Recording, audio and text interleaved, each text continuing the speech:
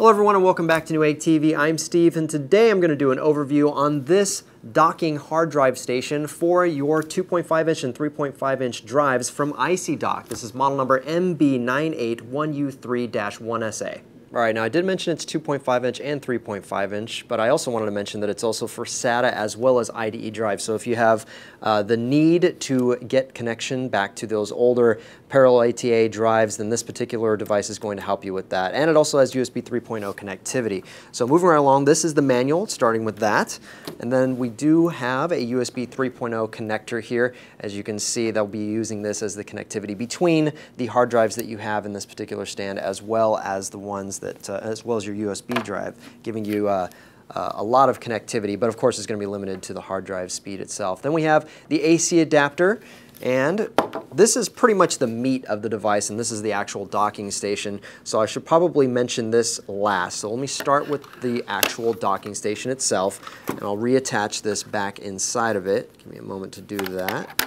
So here's what it looks like with everything together in the fashion of connecting your SATA drives to it, because you'll actually have to disconnect that small adapter down here at the bottom, which I'll show you in more detail in just a moment, in order to connect together those parallel ATA drives that you might need connectivity for. So you can see it's basically black plastic in terms of the body structure itself. ICY DOCK logo here on the front, a little bit of gloss to the top section here, dust cover to keep your connectors, I guess, dust free when you're using it for SATA connectivity.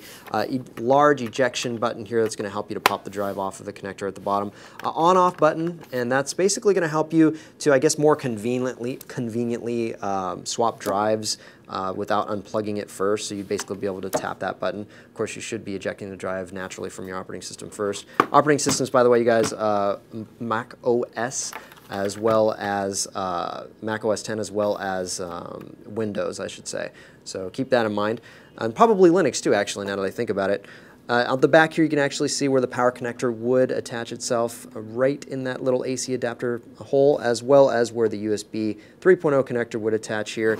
And as I mentioned before, that was already detached. There's a small lock button here to keep it locked in place. So even if you were to hit this button and you didn't intend to, or somehow, some way it was to get dislodged, that lock button is going to keep that from happening. Then you can just hit the release button here that's going to detach it, and I'll be able to remove it.